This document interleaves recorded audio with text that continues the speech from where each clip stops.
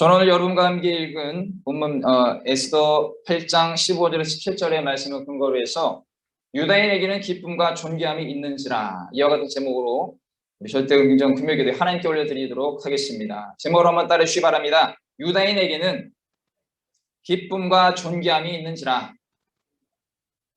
유다인에게는 기쁨과 존귀함이 있는지라. 아멘.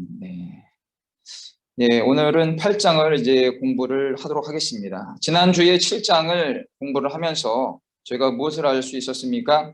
악한 대적, 악한 원수 하만, 우리들로 치면은 영적인 그 방해자들, 믿음의 백성들의 방해자들인 원수 마귀, 또 그에 따르는 그 수하에 있는 세력들이겠죠.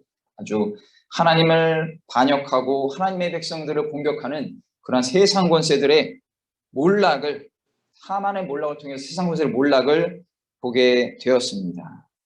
특히 그 왕후의 잔치에, 에스더의 잔치에 아수에로 왕과 그의 충복, 그 당시 2인자인 하만이 초청을 받아서 각자 다른 생각, 왕과 하만은 다른 생각을 하고 있었죠. 그런데 그 생각의 기준은 바로 에스더가 하나님께서 에스더를 통해서 일에 대해서 이제 정리를 해주시면서, 그리고 그 기세에 등등하던 하만이 자신이 무시하는 그 유다인의 여인 에스더에게 그 아주 모욕을 당하면서, 또 그리고 모함도 당하면서 결국은 그가 모르드게를 달고자 했던 50규빗 되는 그 높은 나무에 달려서 인생을 마감하는 그러한 비참한 몰락을 보게 되었습니다. 그래서 그때 말씀드린 것처럼 이 악한 권세들은 반드시 멸망을 당한다. 그때와 시기는 우리가 알 수 없지만 하나님은 반드시 악한 권세들은 그냥 두시질 않습니다. 하나님은 반드시 행한 일에 대해서 갚아주시는 하나님이기 때문에 하나님 앞에서 믿음의 백성들이 또 귀하게 선을 행하고 하면 그거에 따른 보상도 주시지만, 반대로 악을 행하는 자들에게는 그에 상응하는, 그보다 더할 수도 있습니다. 하만을 보면 결국은 본인이 준비한 나무에 달리는 아주 비참한 인생의 마지막을 우리가 에스더 7장을 통해서 보았습니다. 자, 그리고 나서 이제 어떻게 됩니까? 왕의 노가 그쳤다라고 7장 10절에 마무리가 되었습니다. 왜? 하만을 다니까 왕의 노가 그쳤다는 것입니다. 자, 오늘 이제 8장을 시작하면서 이제 보게 되겠는데, 첫째로 권세와 부를 얻은 모르드게에 대해서 한번 알아보도록 하겠습니다. 1절부터 2절까지의 이 두 절밖에 안 되는 중요한 내용인데요. 먼저 1절 한번 읽어보겠습니다. 그날 아수에로 왕이 유다인의 대적 하만의 집을 왕후 에스더에게 주니라. 에스더가 모르드게는 자기에게 어떻게 관계됨을 왕께 아뢰었으므로 모르드게가 왕 앞에 나오니. 이렇게 1장 시작을 합니다. 자, 여기 보시면 그날 아수에로 왕이라고 했는데 아마 잔치 그날인지 아니면 또 어떤 학자들은 꼭 그날이라기보다 전체적인 시점, 그게 하루가 됐던 뭐 3일이든 일주일이 됐던 그 중요한 사건의 연장이다라고 얘기하는 사람이 다양합니다. 하지만 중요한 사실은 무엇입니까? 하만의 집을 누구에게 줬다고 했습니까? 왕후 에스더에게 주었다라는 사실입니다. 우리가 아는 것처럼 집이라는 것이 히브리어 베트입니다. 베트. 베들레헴, 떡의 집 이런 것처럼 베트인데 사람이 거주하는 집입니다. 하지만 여기 본문에서는 사람이 거주하는 집만을 의미하는 것이 아니고 본문의 문맥상 현금까지, 그 재산까지 의미하는, 그것까지 포함한 모든 재산을 의미하는 것입니다. 그러니까 하만의 모든 소유와 재산을 누구에게 줬다고 했습니까? 에스더에게 줘버리는 거예요. 누가 줬습니까? 아수에로 왕이 에스더에게 맡겼다라는 겁니다. 자, 고대 페르시아에서는 이 영모를 꾸민 자들의 재산은 모조리 몰수가 되었습니다. 나라에서 가져갔겠죠. 그걸 나라에서 싹 가져가가지고 이 왕의 반역, 나라에 대한 그 반역을 한 사람은 재산을 싹 몰수를 하는 그러한 그 제도가 있었다고 합니다. 그 우리나라에서도 그 국민을 배반하거나 국민의 그 안위보다는 개인의 살해 사역을 탐하는 그러한 아주 탐나무리 같은 정치인들이 있는데, 그런 사람들 재산도 다 몰수했으면 좋겠다 이런 생각을 제가 해봤습니다.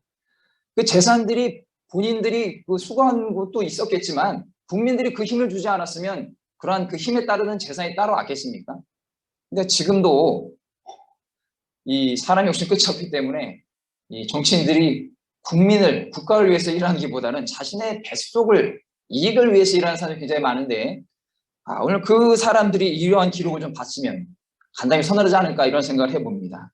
자, 그리고 하만은 생전에 자신의 부함을 굉장히 자랑스럽게 생각하고 아주 굉장히 자랑하고 또 아주 그것에 대해서 굉장한 자부심을 가졌다는 겁니다. 에스더서 5장 11절에 그러한 기록이 있었죠. 자기의 큰 영광과 자기가 많은 것과 왕이 자기를 들어 왕의 모든 지방관이나 신하들보다 높인 것을 다 말하고, 어디에 말했습니까? 자신의 측근들, 가족들 모두에게 자신 자랑을 그렇게 하는 겁니다.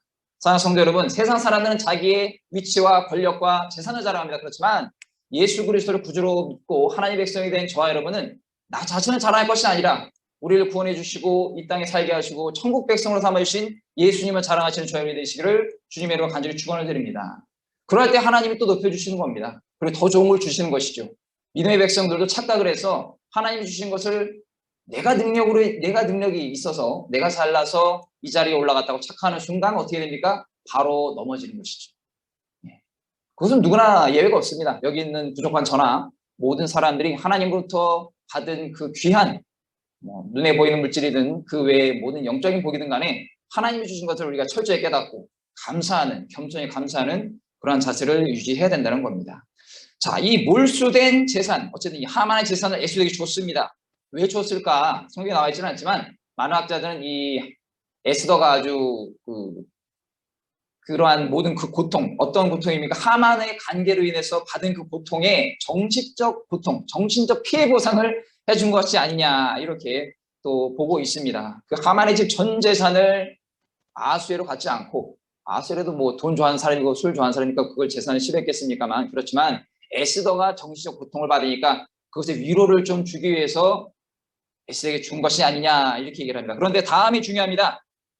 에스더가 모르드게는 자기에게 어떻게 관계됨을 왕께 아뢰었다 이렇게 얘기를 합니다. 여기에서 자기에게 어떻게 관계됨을 한번 줄을 한번 쳐보겠습니다.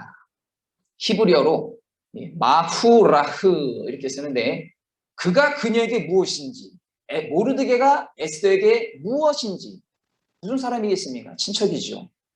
친척인데, 가까운 친척인데 단순한 혈연 관계가 아니고 그 모르드게가 그녀 에스더를 어떻게 거둬상육하고 지도하고 또 그동안에 있었던 모르드게가 자신 사이에 있었던 모든 일들을 구체적으로 언급한 것을 의미합니다. 즉 포로로 잡혀와가지고 부모가 없이 살던 에스더가 어떻게 보면 안타깝게 자랄 수도 있는데, 모르드게는 제가 전에 말씀드렸던 것 같은데 결혼을 하지 않고 아마 자녀가 없었던 것 같아요. 모르드게. 그러다 보니까 자신의 그 조카 거의 뻘되는 에스더를 이렇게 자기의 딸처럼 양육했다고 성경에 나와 있습니다.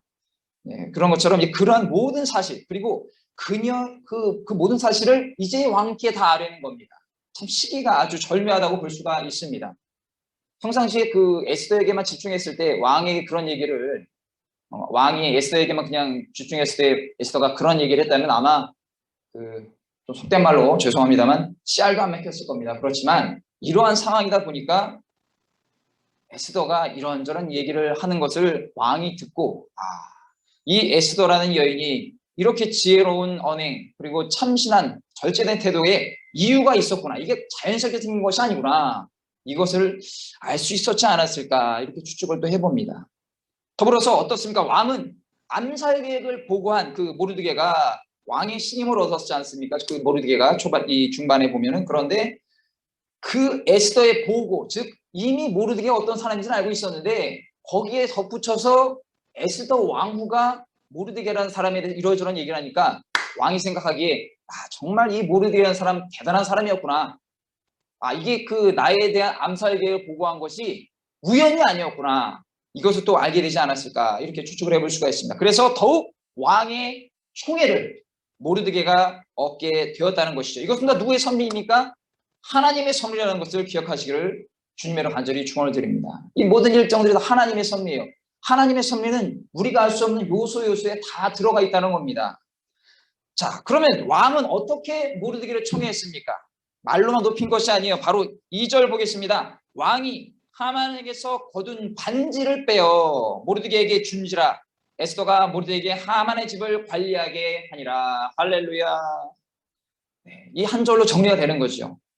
하만에게서 거둔 반지, 왕이 하만에게 줬던 반지를 다시 뺐습니다. 이제 하만의 형장이 이슬로 사라졌죠. 그러다 보니까 그 반지를 빼서 왕이 모르드게에게 줘버리는 그러한 부분을 볼 수 있습니다. 여기서 반지, 히브리어로 탑바트라는 말씀, 탑바트. 히브리어가 참 어색하긴 하지만 뜻이 인장 반지예요. 즉 왕이 공무를 수행할 때 사용하는 겁니다. 그래서 왕의 손가락에 있는 인장 반지를 문서에 날인함으로 아마 이 반지가 크면서 아마 진짜 넓적한 그런 것 같아요. 그렇게 쾅 찍는 것이 아니었을까. 항상 갖고 다니면서 이 문서에 날인하면 이제 그게 공이 되는 겁니다. 즉 효력이 생긴다는 것이죠. 즉 이것은 무엇입니까? 왕이 자신의 반지를 빼앗아 누군가에게 주었다는 것은 반지 소유자에게 막대한 권력과 권세를 준다는 것입니다. 사랑하는 성도 여러분, 하나님께서도 지금 여러분에게 이 왕이 모르드게에게 반지를 준 것 그 이상으로 하나님이 여러분을 자녀 삼으시고 또 그리고 하나님의 자녀된 권세를 주신 것을 기억하시기를 주님의 이름으로 간절히 축원을 드립니다. 그러다 보니까 우리가 이런 하만이나 악한 자들을 부러워할 필요가 없는 겁니다. 자, 그리고 이 결국 하만이 되었던 모든 영예가 어떻게 됩니까? 부귀 영화가 이제 모르드게에게 옮겨졌음을 의미하는 겁니다. 참 인생이 무엇인지 이 하만을 보면 그런 걸 알 수가 있습니다. 하만이 자랑했던 세상의 부귀 영화는 단 하루아침에 그의 생명과 함께 사라져버리는 거예요. 물론 그 하만의 그 모든 재산은 있지만 하만의 이제 목숨이 날아가면서 그 재산이 누구에게로 갔습니까? 에스더와 모르드게로 가버리게 되었다는 것입니다. 베드로전서 1장 24절에 그러므로 모든 육체는 풀과 같고 그 모든 영광은 풀의 꽃과 같으니 풀은 마르고 꽃은 떨어지되. 참 이 물질은 한계가 있는 것입니다. 그리고 시편 92편 12절에 의인은 종려나무같이 번성하며 레바논의 백향목같이 성장하리로다. 이 모르드게의 번성과 성장을 이제 쭉 나타내고 있는 것입니다. 자, 우리가 이제 1절과 2절을 보면 알 수 있는 것이 무엇입니까? 지금의 시대에도 악인들은 여러 방법으로 재산을 모은다는 것입니다. 합법적이든 불법적이든 온갖 방법으로 재산을 막 불리게 됩니다. 본인이 모은 재산은 누가 봐도 불법인데 그것은 합법인 거예요. 내 능력으로 어떻게든 막 재산을 모으는 거예요. 그래서 전 야당 대표에 있던 전 대표였죠. 김무성 씨의 형이 80몇 억인가였나요? 그것을 가짜 순산업자에게 사기를 맞는, 참 그걸 웃지 못할 일도 돼 있고 그것도 빨리 수사를 해야 될 텐데, 참 그 80만 원을 사기마저도 잠을 못 잘 것 같은데 저 같은 경우에는 80억인가요? 100몇 억 총액해서 하여튼 제가 보기엔 그거 더 할 것 같아요. 근데 그러한 그 굉장히 많은 돈을 사기를 맞고, 참 이런 것을 보면서 재산이 이렇게 많은다 한들 또 욕심을 불려서 결국 그런 일이 발생했던 것 같은데, 어쨌든 중요한 것은 무엇입니까? 부당한 방법으로 축적한 재산에 대해서는 그것이 실질적인 방법이든 물질의 환수든 정신적인 그 고통이든 간에 반드시 대가를 치르게 되어 있다는 것입니다. 우리 사람이 하지 못해도 하나님께서 하나님의 법으로 이 세상을 주관하시는 하나님께서 세상의 법을 통해서는 아니 하나님의 방법을 통해서 반드시 그것에 대해서 대가를 치르게 된다는 겁니다. 그런 차원에서 하만은 최악의 대가를 치르게 있는 것이죠. 본인도 죽임을 당하고 재산도 다 몰수당하고, 성경 보시면 아시겠지만 9장 10절을 넘어가면서 어떻게 됩니까? 그의 자녀들 가족들도 완전히 삼족을 멸하게 되는 그러한, 조선시대의 표현으로 그러한 일을 겪게 되었다는 것입니다. 근데 무엇보다 인간이 소유한 것은 영원하지 않습니다. 그리고 모든 물질과 권력은 하나님의 것이기에 주님께서 주시기도 하고 거두시기도 한다는 겁니다. 이것은 하나님을 믿는 자들은 믿지 않는 자들이든 하나님의 이 시간 테이블 안에 하나님을 믿지 않는 권력자들도 많이 있지 않습니까? 그런 자들에게도 하나님의 큰 방법을, 이 하나님의 큰 구원사를 위해서 잠시 주기도 하신다는 겁니다. 그렇지만 그것을 어리석은 인간들은 내가 하나님을 믿지 않아도 권력을 잡았는데, 내가 하나님을 믿지 않아도 재산이 많은데, 내가 하나님을 믿지 않아도 명예가 있는데, 이렇게 착각을 한다는 것이죠. 그럴 때 우리는 어떻게 알아야 됩니까? 성도는 여러분들도 각자 받은 물질과 그러한 권력이 있으실 거예요. 그러면 그러한 물질과 권력은 하나님의 영광과 하나님 나라의 확장에 더욱더 집중하고 써야 한다는 것입니다. 또한 에스더가 왕에게 모르드게와 자신의 깊은 관계에 대해서 전한 것처럼 성도는 어떻습니까? 세상의 권력과 권세 앞에서 약해지지 마시고 신앙의 지조를 철저히 지켜서 담대히 자신의 정체성을 드러내야 할 것입니다. 그런 가운데 받게 되는 여러 박해도 있습니다. 당연한 것입니다. 제가 전에 말씀드렸죠. 이 세상은 시간이 가면 갈수록 교회와 예수 믿는 사람들 더욱더 미워하고 싫어하게 됩니다. 우리가 좋은 일을 하고 세상에 귀감되는 일을 하더라도 그것엔 관심이 없어요. 이상하게 흠집만 찾아내고 그거에만 자꾸 집중을 합니다. 예를 들어서 방이라고 한다면 청소를 다 깨끗이 해놨는데 우연찮게 파리가 날라 들어와가지고 뭐 벽에 부딪혀서 꽉다 죽으면 그 파리 있는 것만 보고 지적을 하는 그런 세상 사람들의 모순을 볼 수가 있는 것입니다.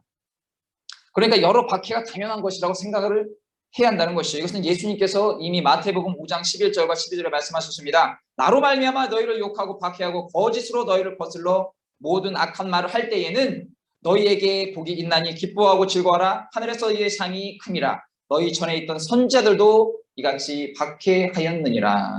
아멘. 그렇다 해서 우리가 어차피 세상이 미워하니까 막 하자는 건 당연히 아니죠. 그렇게 생각하는 분 한 분도 없으실 것입니다. 그렇지만 그러한 핍박과 여러 박해도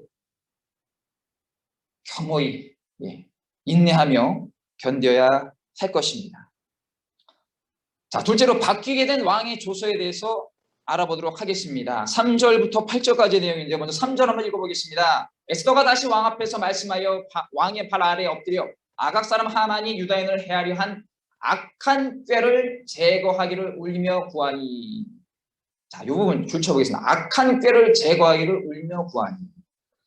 자, 전에 제가 지난주에도 말씀드렸지만 하만은 죽은 것이지만 하만이 발효한 그 조서의 내용도 사라졌나요? 그렇지 않습니다. 그것은 살아있는 거예요. 어떻게?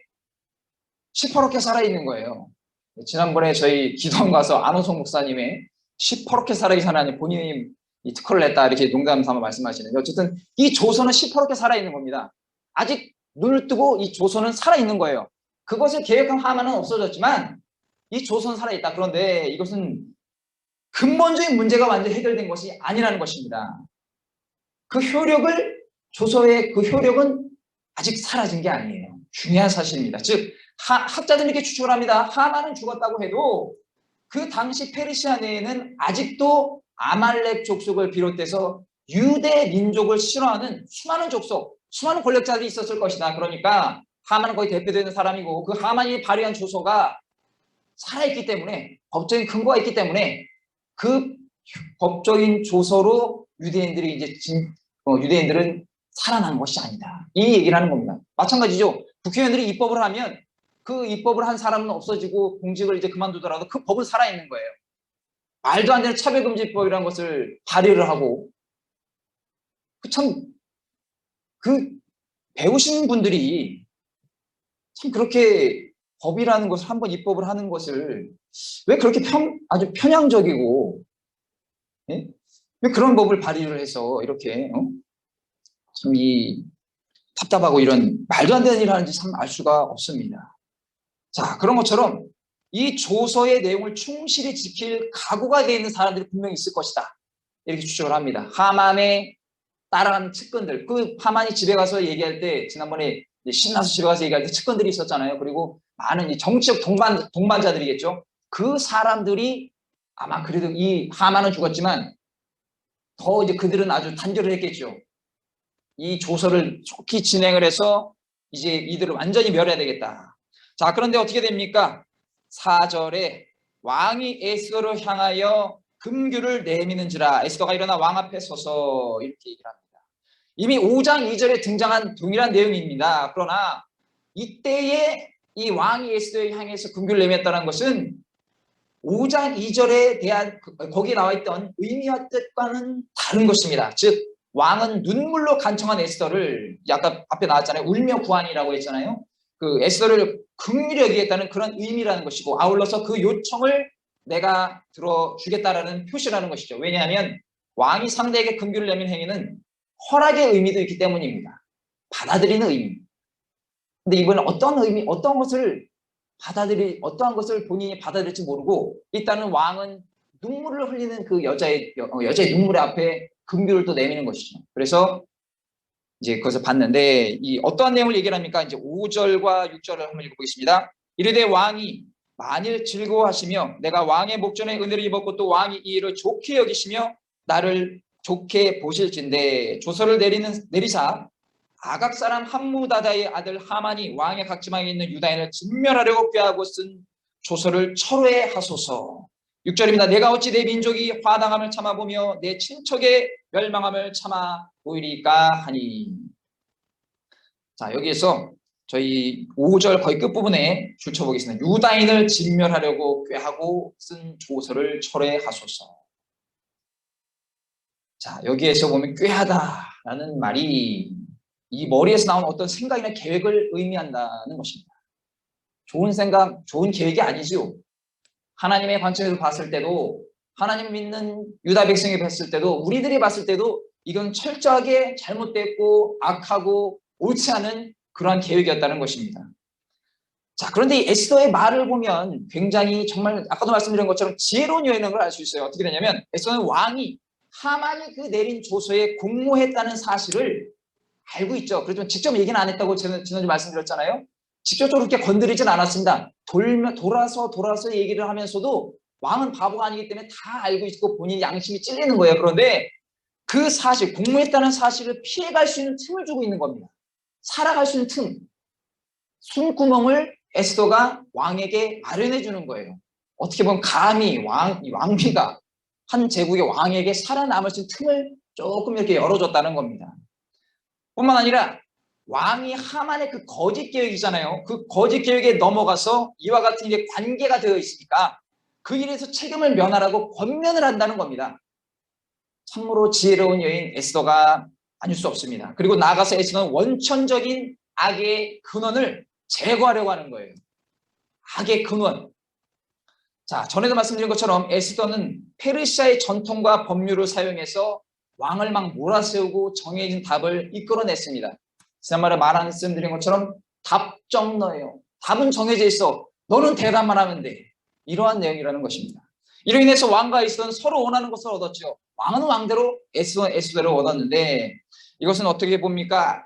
에스더가 왕의 비유를 맞춘 것처럼 보입니다. 왜 좀 더 단호하게 저렇게 하지 못하는가라고 하는 사람도 있겠지만 가장 큰 목표를 위해서 에스더는 지금 왕을 면박 주려는 게 목적이 아니에요. 뭐가 목표입니까? 1차로 하만을 제거했어요. 그 다음에 그 조서를 철회해서 유다 백성을 구원하는 게 목적이지 이 아수에로 왕이 멍청하다고 이 왕을 소위 말해서 디스하는 것이 에스더의 목적이, 모르드게의 목적이 하나님의 계획이 아니라는 겁니다. 즉 본인이 지혜로운 언행을 해서 왕의 체면을 유지를 해주었고요. 그리고 본인의 계획도 차근차근 달성했다는 겁니다. 사랑하는 성도 여러분, 이처럼 믿음의 백성은 당장 눈에 보이는 결과보다 앞으로 다가올 미래를 볼 줄 아는 해안이 있어야 된다는 것입니다. 그러한 면에서 에스더는 해안이 있었지요. 즉 유다인을 멸하던 하만은 사라졌지만 그 음모와 계략은 사라지지 않았다는 것을 알고 있어서 그 음모를 그냥 뒀다면 어떻게 되나요? 반드시 그 음모가 유다인에게, 본인에게, 모르드게에게 영향을 미친다고 하는 것입니다. 큰 어려움을 주게 된다는 겁니다. 가장 먼저 누가 처리되겠어요? 그걸 놔뒀으면 에스더가 가장 먼저 목이 날아가는 것이죠. 그리고 모르드게에 처형되고 페르시아의 모든 유다인들은 먼지처럼 사라지게 될 수밖에 없는 것입니다.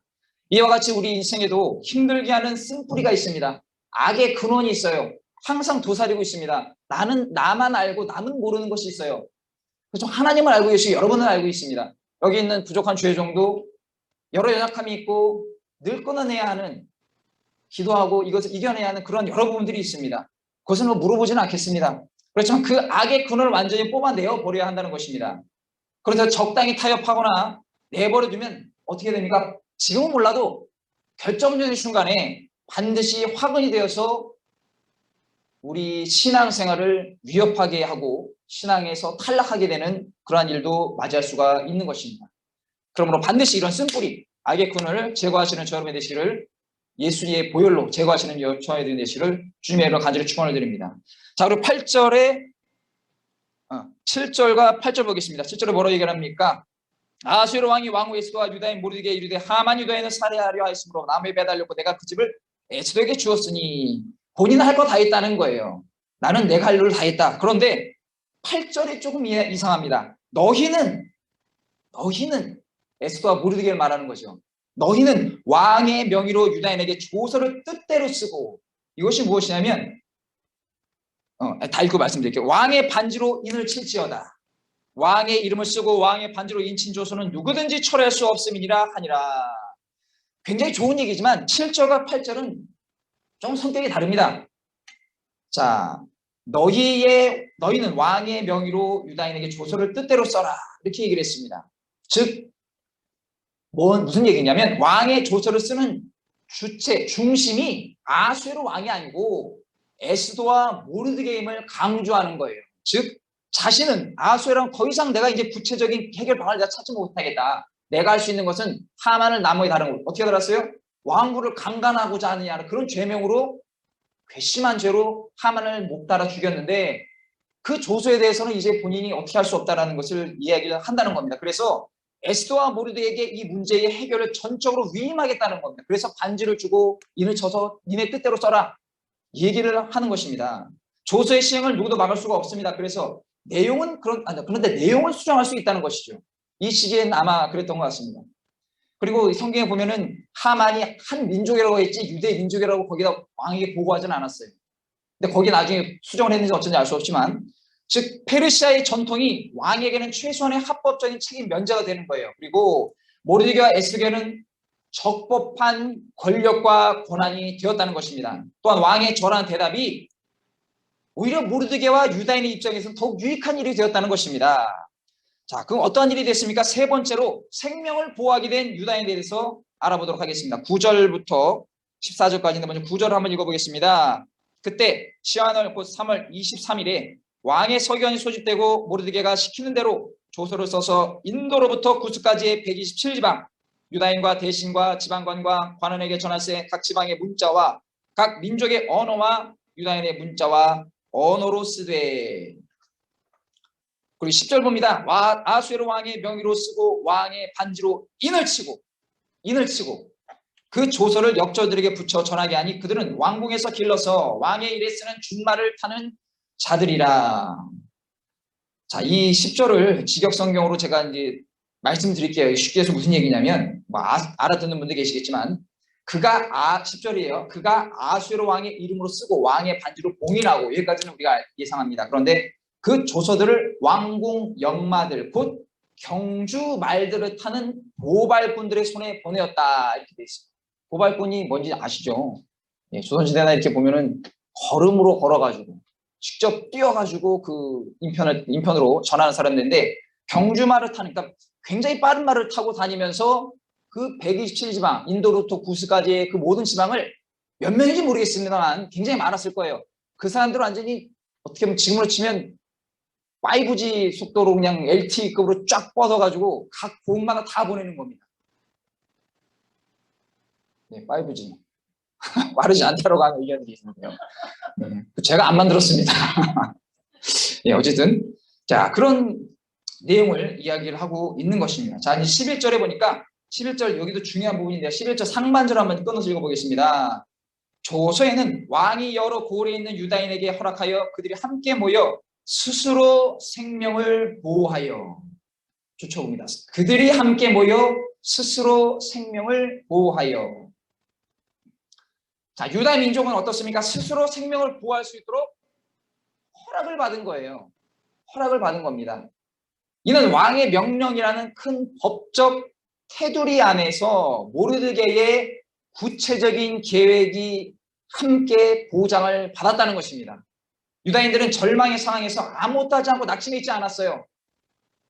아시겠지만 그들은 벌써 어떻게 했습니까? 모르드게와 동참해서 금식하고 애곡하고 베옷을 입고 같이 동참했지 않습니까? 원망 불편한 사람도 있었는지는 모르겠는데 성경에 나와 있지 않지만 아마 다른 목소리를 내는 사람도 있을 수도 있습니다. 그렇지만 그 수가 그때 많았던 것 같지는 않습니다. 어쨌든 유다인들은 그 절망의 상황에서 넉넉고 좌절하고 낙심하고 그렇게 있지 않았다는 겁니다. 무엇보다 유다인의 대표적인 지도자격인 모르드게도 마찬가지였습니다. 그들은 앞장서서 먼저 금식하고 통회하면서 또 에스더에게 이런 일을 요청했다는 것이 지도자의 역할이 그런 겁니다. 공동체에 어려움이 생기면 먼저 앞장서서 나가서 그런 잘못된 부분을 싸우고 그런 부분들에 대해서 얘기를 해야 되는 것이죠. 여러분 잘 아시는 것처럼 지금 청해부대 확진자가 또 엄청 늘어나서 안타까운 마음들이 많이 있습니다. 그리고 또 뭐 이런 말씀들이 좀 그렇지만 군생활에 한번 저로서 이 해군하고 이건 좀 다르긴 하지만 어쨌든 이 배에 있는 그 함정 그 배는 제 아는 친구가 해군을 이렇게 제대를 했는데 굉장히 비좁다고 합니다. 그리고 정해진 물, 정해진 음식 이런 걸만 갖고 써야 되니까 아무리 깨끗하게 한다 하더라도 위생 상태나 여러 가지가 당연하겠죠. 그 땅을 밟고 있는 일반 건물에서의 생활이 다르겠죠. 그렇게 고생하면서 잠깐 하루 이틀 나갔다 오는 것이 아니라 해군 우리 귀한 조카, 자녀, 아들들이 이렇게 손주들이 그렇게 나가서 이 어려움을 겪었으면 대통령이 최소한 대국민 담아내야 되는 거 아닙니까? 그 왜 그렇게 멀리까지 가서 본인의 작전 반경도 아닌데 사우디아라비아 그쪽에서 이 수에즈나 그쪽에서 가나라고 하는 그 아프리카 지도에서 남아공 밑에 끝까지 찍어가지고 이렇게 완전히 거의 엄청난 그 거리를 배로 이동하면서 작전도 아니에요. 그걸 저는 뉴스를 보니까 신문을 보니까. 하여튼 그런 거에 대해서 이런 뭐 명확한 얘기가 없습니다. 참 이런 걸 보면서 이 지도자의 중요성을 다시 한번 깨닫게 되는데요. 자, 이 유다인들이 함께 모여 스스로 생명을 보호하게 했다. 이것을 알 수 있는 것은 무엇입니까? 하나님께서는 어떠한 환경과 어려움에서도 의지가 약하거나 의욕이 없는 사람은 도와주시지 않고 역사하시도 않고 하나님의 능력을 베풀지 않는다는 것입니다. 하나님께서는 목숨을 잃는 풍전등화의 위기 속에 있는 이 유다인 모르드게에게 스스로 운명을 개척해 나가고 더 나은 삶으로 바꾸기를 원하는 그런 부단한 노력하는 사람, 절대 긍정의 사고와 자세를 갖는 사람에게 역사하신다는 것을 오늘 에스더 기자는 의미하고 기록을 하고 있다는 것입니다. 그리고 반드시 그런 사람에게 하나님은 도움의 손길도 보내주시고 환경도 바꿔주시고 능력도 주시고 하나님께서 우리가 생각하는 모든 걸 주셔서 승리하게 하시는 그런 진정한 승리자로 만들어 주신다는 것입니다. 그래서 오늘 저희 그 기도의 타이틀은 무엇입니까? 절대 긍정 금요 기도회 아닙니까? 제목이 괜히 그냥 단 것이 아니고 이 절대 긍정 금요 기도회 이렇게 그 매주마다 금요일마다 시간을 내서 예배드리고 기도하시는 저 여러분이 무엇보다 이러한 마음의 절대 긍정의 자세 그리고 그 절대 긍정의 자세가 제대로 깔려있는 사람은 요행을 바라지는 않습니다.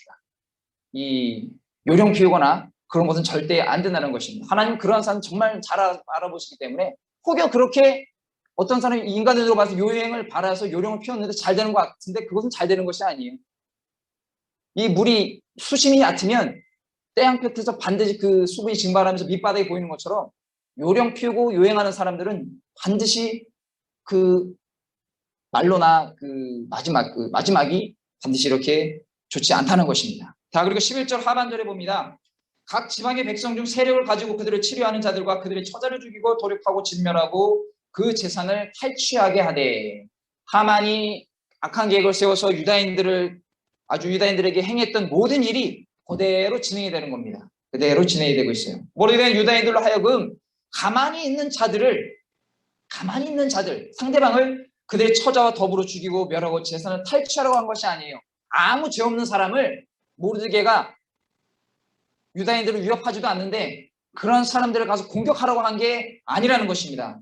하나님의 백성이 자신들을 진멸시킬 의지가 있는 사람, 그런 것에 가담한 사람들, 그러한 것을 공격하려고 한 사람들에게 이런 일을 하라고 지시한 것입니다. 그러니까 어떤 사람들을 구약의 하나님이 무섭고 인정이 없다 이렇게 얘기하는 말도 안 되는 얘기를 하는 사람들이 있는데 그건 성경을 모르고 하나님의 성품을 모르고 하는 얘기죠. 오늘 나오지 않습니까?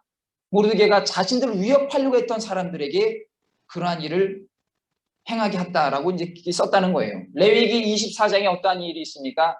눈에는 눈, 이에는 이 대표적인 그 우리 성경의 가르침이죠. 레위기 24장 17절에 22절에 사람을 쳐 죽인 자는 반드시 죽일 것이요 짐승을 쳐 죽인 자는 짐승으로 짐승을 갚을 것이며 사람이 만약 그의 이웃에게 상해를 입혔으면 그가 행한 대로 그에게 행할 것이니 상처에는 상처로 눈에는 눈으로 이에는 이로 갚을지라 남에게 상해를 입힌 그대로 그에게 그렇게 할 것이며 짐승을 죽인 자는 그것을 물어 죽일 것이요 사람을 죽인 자는 죽일지니 거류민에게든지 본토인에게든지 그 법을 동일하게 할 것은 나는 너희 하나님 야훼이니라.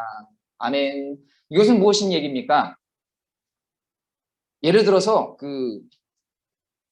누가 손바닥으로 누구의 뺨을 다스 때렸다 그러면 동일한 강도와 횟수로 그렇게 때리라는 거지. 왜냐면 사람이 감정이 실리니까 내가 이렇게 한두 이렇게 맞다가 더 감정이 격해서 더 때리잖아요. 옛날에 TV나 이런 코미디 보면 누가 한 대 찰싹 때렸어요. 그런데 맞으니까 기분이 나쁘거든요. 그래서 좀 더 세게 때렸어요. 그러지 말라는 겁니다. 그러면 한 대가 두 대가 되고 나중에는 이거 장난이 아닌데 이러면서 막 치고받고 하지 않습니까? 그런 우스개 프로들이 이렇게 보면은 즉 한 만큼 보복하라는 겁니다. 원래 그 뜻은 그래도 용서와 화해도 있지만 상한선을 정해준다는 것이죠. 자, 모르게가 공포한 조선은 순수하게 방어적인 것입니다. 방어적인 것이에요. 유다인들을 공격하는 자들로 하여금 공격 의지를 상실케 하려는 것이지 공격하지 말라는 거죠. 그런데 결코 이방인에 대한 유다인들의 탈출을 정당화하려고 있지 않다는 것입니다. 즉 본 조선은 첫 번째 조선을 무력화시키는 거예요. 그리고 필요한 무력 이외의 그 이상의 어떤 무력도 정당화하는 것이 아니라는 것을 기억하시기를 주님으로 간절히 부탁을 드립니다. 오해를 하면 안 된다는 것이죠. 자, 제가 한 기사를 하나 간단히 읽어드리도록 하겠습니다. 어제 뉴스를 보신 분들은 아시겠지만 이 연합뉴스와 조선일보에 나와 있는 기사인데 은평제일교회라고 하는 그 교회가 있습니다. 저는 개인적으로 모르는 심하보 목사님이지만 참 언론에도 많이 나오고 제가 개인적으로 표현하자면 뭐랄까 해야 될까요? 현재 방역 지침도 잘 지키시면서 대면 예배를 사수하는 그러한 목사님인데 쉽게 말씀드리면 은평제일교회에서 예배를 지난 18일 날 200명이 참석한 예배를 드렸습니다. 그래서 그때 기사에 보니까 수용 인원의 10%만 드려야 하는데 19명을 넘어섰어요. 즉 이 은평제일교회의 인원이 2,400명인데 거기에 10% 이하라면 어쨌든 20명 이하가 되는 겁니다. 그런데 19명을 넘어서 200여 명이 대면 예배를 드리셨다는 겁니다. 그래서 은평구청이 나와서 방역 지침을 위반했다고 10일간 운영 중단 조치, 즉 교회 폐쇄를 해버린 겁니다. 그리고 나서 교회는 운영 중단 조치에 대한 취소 소송과 함께 집행정지 신청을 내셨어요. 변호사를 이렇게 동원해서 했겠죠. 그런데 결국 그 교회에서 이 은평제일교회 측에서 주장한 것은 무엇이냐면 대형 콘서트장과 영화관의 경우에 4단계에도 회당 5,000명까지 밀폐된 공간에서 집합이 가능한데 왜 교회에 대해 운영 중단 조치를 내린 것은 형평성에 어긋난다 이렇게 주장하는 겁니다. 굉장히 상식적인 겁니다. 우리 여의도 순복교도 12,000석인데 저는 개인적으로 그렇습니다. 대형 콘서트장이나 영화관이 상암 월드경경 이런 거 제외하고 우리 여의도 순복교의 대성전만큼 큰 콘서트장이나 영화관이 몇 개나 되겠습니까? 그런데 거기에는 거리 유지만 하면 그냥 들어갑니다. 5,000명 이하로. 근데 12,000석에 10%를 하는 건 1,200명의 이해가 될까 말까 한데 그렇게 적용을 해야지 저 아름답고 웅장하고 기도가 많이 쌓여있는 여의도 순복이 대성전에 여러 명 들어가서 예배를 드리라. 저는 그때 그 내용을 듣고 솔직히 기쁘진 않았습니다. 그럼에도 그 예배를 드릴 수 있어서 감사하지만 개인적인 이 부족한 젊은 주회종의 마음은 아직은 좀 젊은 열정과 혈기가 있어서 그런지 모르겠지만 너무나 아쉬웠어요. 형평성이 어긋나니까. 이 30, 40대 되는 저 때의 사람들은 형평성 어긋나 공평하지 않은 것을 굉장히 사실 분노라고 하면 좀 뭐하지만 그러한 부분을 받아들일 수가 없습니다. 그런 얘기 있지 않습니까? 배 아픈 걸 참아도 이러한 부당함은 참지 못한다. 그런 얘기가 있는데 어쨌든 그래서 그것을 주장을 하셨다는 것이죠. 그리고 대형마트나 백화점, 놀이공원 등도 형평에 맞지 않는다고 했습니다. 제가 어제 저희 동네에 있는 롯데마트 중개점을 다녀왔는데 살 게 있어서 엄청나게 많습니다. 사람이. 진짜 소위 바글바글합니다. 바글바글해요. 근데 거기에 입구에 온도 체크하고 QR도 안 찍어요. 거기는 또. 백화점 QR, 마트에 QR 찍습니까? 그냥 36.4도입니다. 들어가고 몇 시간을 있든 그냥 나옵니다. 저도 물건 사기 위해서 갔지만 이 안에서 끌어오르는 그냥 그러한 마음들이 참 계속 마음이 그런 안타까움이 이렇습니다. 자, 그리고 법원이 어떻게 했다는 겁니까? 구체적인 결정 이유를 밝히진 않았지만 집행정지를 받아들인 것은 이 같은 주장이 어느 정도 일리가 있다고 판단에 따른 것으로 짐작이 된다. 즉 그런데 이걸 결정으로 인해서 20일 이상 예배가 허용되는 것이 아니에요. 이거는 잘 아셔야 됩니다. 20일 이상 허용인데 이제 그러면 뭐 마음껏 드려야 돼. 그게 아니에요. 가장 중요한 이 기사의 초점은 무엇입니까? 방역 지침이 형평성에 어긋나고 상식적이지 않다라는 것을 법원이 인정했다는 겁니다. 그리고 교회가 그런 것에 앞장서서 이야기를 했다는 것이죠. 그리고 잇따른 교회 측의 승소 판결을 두고 이제 법조계에서는 방역 지침에 대한 법원의 태도에 변화가 있다고 분석을 하고 있습니다. 그래서 지난해 광복절 보수단체 집회를 계기로 몇몇 재판부를 제외하고는 소규모 차량 시위 등에 대해서도 불허 방침이 지배적이었습니다. 보수단체 집회 후 코로나 확산되자 집회로 간 재판장의 여건에서는 뭐 그 이름을 따서 무슨 방지법까지 이렇게 거론하면서 판사를 압박했었죠. 하지만 최근 교회 관련 결정에서 법원은 형평성과 헌법에서 보장하는 종교의 자유를 이유로 소규모나마 예배를 허용하는 모습을 보이고 있다는 것입니다. 그러니까 작은 빛이 조금씩 비춰주면서 이 빛이 점점 커져가는 그런 형국이라고 생각을 하겠습니다. 그래서 그러한 제도도 부당하며 소송으로 맞서는 교회들은 현재의 조치가 정치 방역 독재라고 주장하고 있다. 법원이 이들의 주장도 받아들여 예배 허용폭을 넓힐지 주목된다. 이렇게 얘기를 했습니다. 어쨌든 하나하나 이렇게 교회가 올바른 소리를 내고, 그리고 그 은평제일교회뿐만 아니라 제가 가보진 않았지만 우리 여의도 순복음교회도 얼마나 방역을 잘 지킵니까? 그들도 알아요. 지난주에도 제가 주차하고 이렇게 올라가니까 구청에서인가 어디 와서 이게 홍보국에 있는 분들하고 대화를 하고 있는 걸 본 것 같아요. 기자인지 누군지 모르겠는데 또 그 예배 찍어 간다는 겁니다. 본인들이 더 잘할 거 아닙니까? 다른 거 비교하지 말고 여의도 순복음교회하고 여의도 안에 이마트하고 비교해 보시라는 거예요. 마트나 백화점은 물건만 사는 것이 아니라 거기 앉아서 또 식사하지 않습니까? 근데 교회에서 밥도 안 먹는데, 제가 늘 말씀드리죠. 상식적으로 생각해 보면 어려운 것이 아니다. 그것을 말씀을 드립니다. 잠깐 좀 흥분해서 죄송합니다. 이해해 주시길 바랍니다. 자, 이제 12절, 14절 한번 보겠습니다. 아수에로 왕의 각 지방에서 아달을 곧 12월 13일 하루 동안에 하게 하였고, 이 조서 초본을 각 지방에 전하고 각 민족에게 반포하고 유다인들에게 준비하였다가 그날의 대적에게 원수를 갚게 한지라. 원수를 갚게 한지라. 이거 한번 쫓아보겠습니다. 자, 히브리어로 낙함을 씁니다. 무슨 뜻이냐면 낙함, 부당한 보복, 부당한 복수가 아니라 합법적인 보복이나 복수를 뜻하는 겁니다. 그리고 이 단어의 주체는 누굽니까? 사람이라기보다는 하나님이 주체가 되는 경우에 많이 사용된다는 것입니다. 그러니까 유다인들이 행동을 하지만, 즉 모르드게가 그것을 조서로 쓰지만 그 뒤에는 누가 있다는 거예요? 만군의 야훼 하나님이 그 일을 주장하고 진행하고 계신다는 겁니다. 그리고 신명기 32장 41절에 그 낙함이 써있는 것이 신명기 32장 41절이에요. 읽어드립니다. 내가 내 번쩍이는 칼을 갈며 내 손이 정의를 붙들고 내 대적들에게 복수하며 나를 미워하는 자들에게 보응할 것이라. 할렐루야. 하나님을 대적하고 하나님이 세우신 예수님의 몸된 교회를 방해하고 예배를 방해하고 죄종과 성도들을 괴롭히는 이 한 치 앞도 모르는 악한 자들, 그들은 반드시 하나님께서 그에 맞는 대우를, 복수를 하실 것입니다. 자, 그리고 14절에 한번 읽어보겠습니다.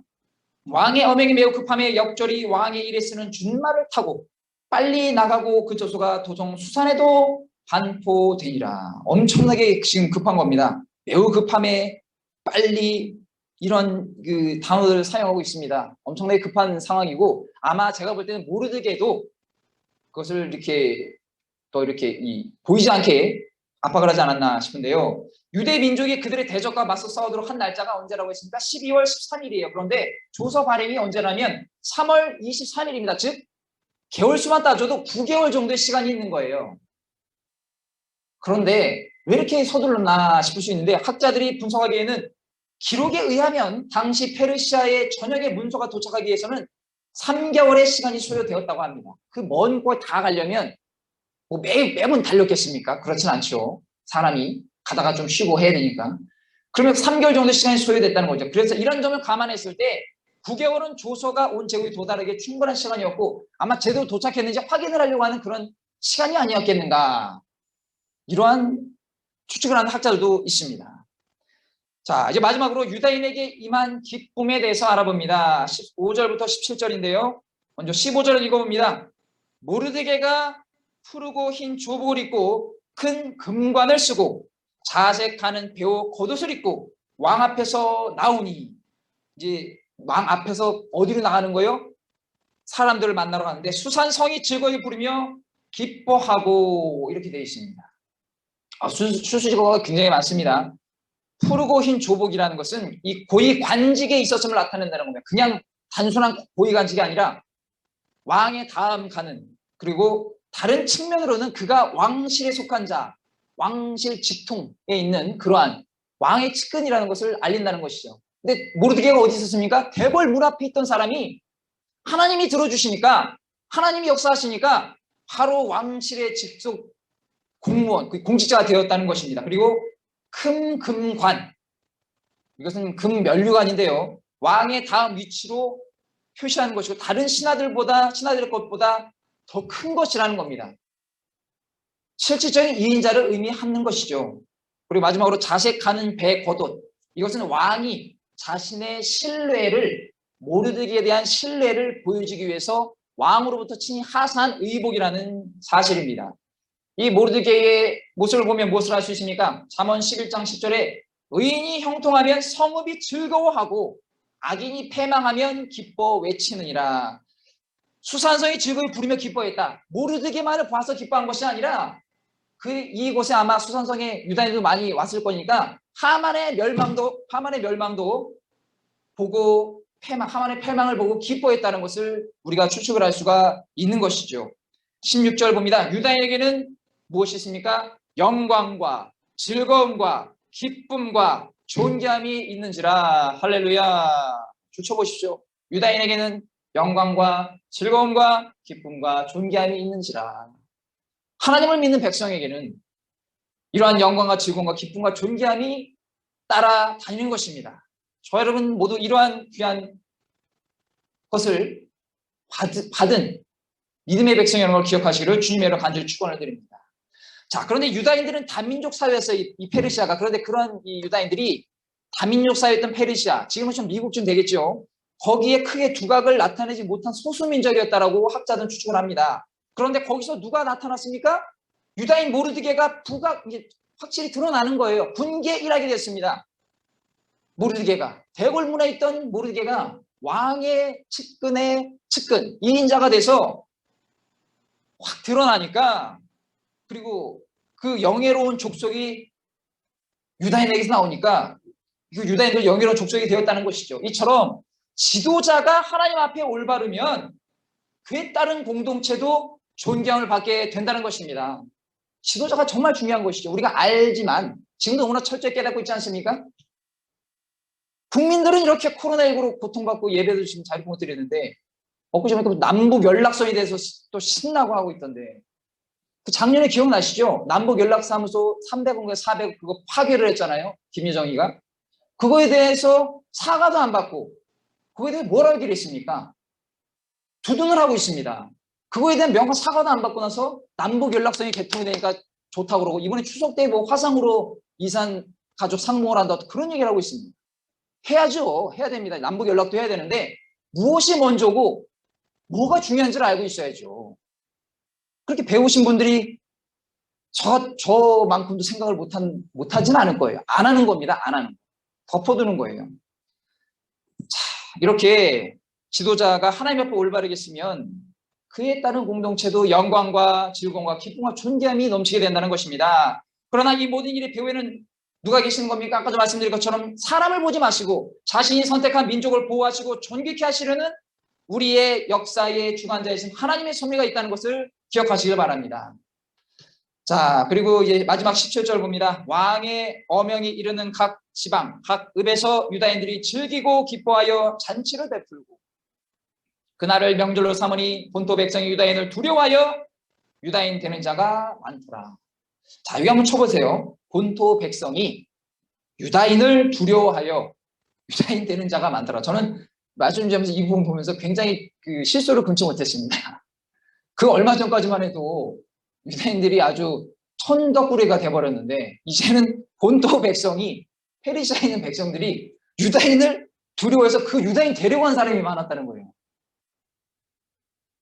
잘 감동이 안 나가시는 것 같은데 설명을 드리면 자 이해되시죠? 우리 총무생 이해되시죠? 그런 것처럼 근데 일단은 이 문장을 한번 해석을 해보면 두려워했다, 두려워와 하여 이걸 끊어보면 두려워다라는 거, 두려워가 히브리어 파드입니다. 놀라다, 갑작스러운 놀람을 얘기를 하는 거예요. 전율, 그리고 하여 히브리어로 나팔, 떨어지다는 의미인데 이것이 임하다라는 뜻도 있습니다. 그러니까 놀람이, 전율이 그들에게 임한 거예요. 갑자기. 왜 임했겠습니까? 이방인들이 얼마 되지도 않는 이 유다인들이 역전을 하고 이렇게 유다인의 지도자께 모르드게가 관직에 올라오고 이렇게 상황을 보니까 그들도 멍청한 바보가 아니니까 야, 이 배경에는 보이지 않는 힘이 있구나. 조금 지식이 있거나 신앙이 있는 사람은 이것이 저 유대인들이 섬기는 야훼 하나님의 역사구나라고 인지를 하고 인정을 했다는 겁니다. 그러니까 어떻게 되겠어요? 본인도 살려고 하면 이제 쉽게 말해서 개종을 하는 그러한 것이다. 이렇게 학자들은 또 추측을 합니다. 즉 그래서 이방인들이 본토 이 페르시아 백성들이 본토 백성이라 다 페르시아 사람은 아니에요. 다른 족속도 있을 겁니다. 근데 그들이 유다인의 신념과 관습과 관례를 받아들였다는 거죠.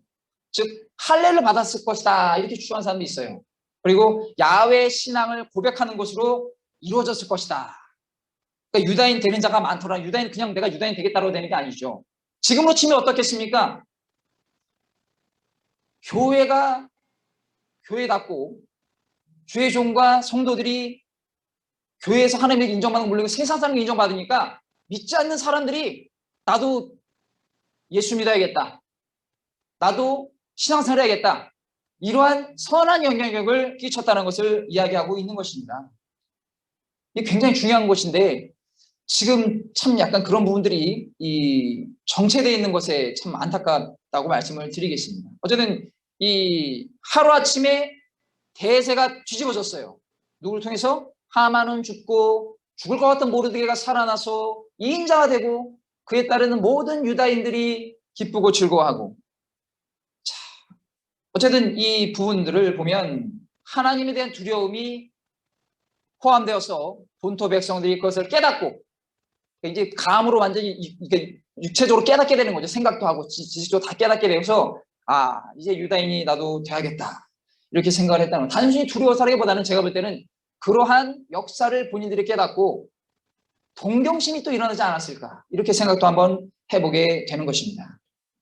말씀을 뵙겠습니다. 모르드게는 하만에게 절하지 않았어요. 그래서 또 유다인이라는 이유로 어떻게 됩니까? 본인은 물론 페르시아의 모든 유다인들이 사해를 당할 수밖에 없는 지경에 놓여졌습니다. 그러한 인생의 최대의 위기 가운데 모르드게는 하만이라는 세상의 악한 권세에 굴복해서 절하지 않았습니다. 할 수도 있었을 거예요. 누가 뭐라고 하겠습니까? 하지만 모르드게는 철저한 야훼 신앙, 하나님만 섬기는 신앙이기 때문에 그리고 우리 그 하나님을 믿는 백성들의 대적인 그 자손에게 절하지 않다. 차라리 죽으면 죽었지 절하지 못하겠다. 그런 부분이 있었고요. 그리고 또 어떻게 보면 바사의 절대 권력자인 왕에게 나아가서 억울함을 호소하거나 생명을 구걸하지는 않았습니다. 물론 그게 쉽지도 않았겠지만 그렇게 하지도 못했어요. 대궐문에 있는 사람인데 왕에게 뭐 타운사라도 못 썼겠습니까? 근데 그렇게 하지 않았다는 것입니다. 오히려 어떻게 했습니까? 그는 먼저 모든 유다인과 더불어 하나님 앞에 간절히 금식하고 기도했습니다. 뿐만 아니라 그에게 영향을 받은 에스더는 어떠했습니까? 모르드게의 뜻을 받들어서 죽음을 강구하고 3일 금식 후에 왕에게 나아갔습니다. 저는 이 말씀 준비하면서 에스더도 에스더였지만 모르드게가 에스더 더 간절했을 것 같아요. 어떻게 보면 에스더를 또 그 앞에 나가라고 한 사람이 본인 아닙니까? 모르드게가 아마 전 더 간절했을 것 같습니다. 결국 어쨌든 그는 하나님의 섭리와 역사하심 아래 대적을 물리치고 생명을 보존하는 것은 물론이고 왕으로부터 존귀와 영예를 얻게 되었다는 것입니다. 저는 뭐 굳이 비교하자면 이것도 삼중 축복이 아닐까. 대적을 물리치고 생명도 보존받고 존귀와 영예도 얻고 삼중 축복이 아닐까 이렇게 생각을 해봅니다. 사랑하는 성도 여러분, 성도들은 말입니다. 저도 마찬가지고 세상의 수많은 핍박과 여러 공격에 절대 무너지지 않아야 합니다. 절대 무너지지 않아야 합니다. 잠시 넘어질 수 있겠죠. 근데 또 일어나야 됩니다. 뭘 붙잡고 일어나야 됩니까? 하나님의 말씀 붙잡고 일어나야 됩니다. 십자가 붙잡고 일어나야 하는 것입니다. 인생의 모진 고난을 어떻게 견뎌야 되죠? 내 힘과 의지만으로는 이겨낼 수가 없습니다. 하나님 중심, 십자가 중심, 예배 중심으로 견뎌내면 모르드게처럼 인생의 절대 위기에서 절대 영광을 받게 되는 것입니다. 뿐만 아니라 그와 함께 고통을 나눴던 당시 페르시아 유다인들에게도 큰 영광과 존귀함이 있게 되듯이 저와 여러분이 살아가는 이 마지막 때에 배교하지 않고 고난에 동참한 자들에게는 하나님의 축복과 은혜가 넘칠 것을 기억하시기를 예수님의 이름으로 간절히 축원을 드립니다. 기도하겠습니다. 사랑과 은혜와 자비가 원하신 아버지 하나님 감사합니다. 오늘 저희들에게 또 절대군요 금요기도회를 하나님께 들을 수 있도록 하여 주시고 특별히 하나님께서 귀한 말씀으로 저희들에게 각자에게 감동을 주시니 너무나 감사합니다. 무엇보다 이 마지막 시대에 저희들이 예배에 소홀해지지 않도록 하여 주시고 십자가 중심의 신앙을 잃어버리지 않도록 하여 주시고 더욱더 이런 힘들고 어려운 속에서도 믿음에 굳게 서서 하나님을 기쁘시게 드리는 귀한 성산교우 될 수 있도록 인도하여 주시옵소서. 예수님의 이름으로 간절히 기도 올려옵나이다. 아멘.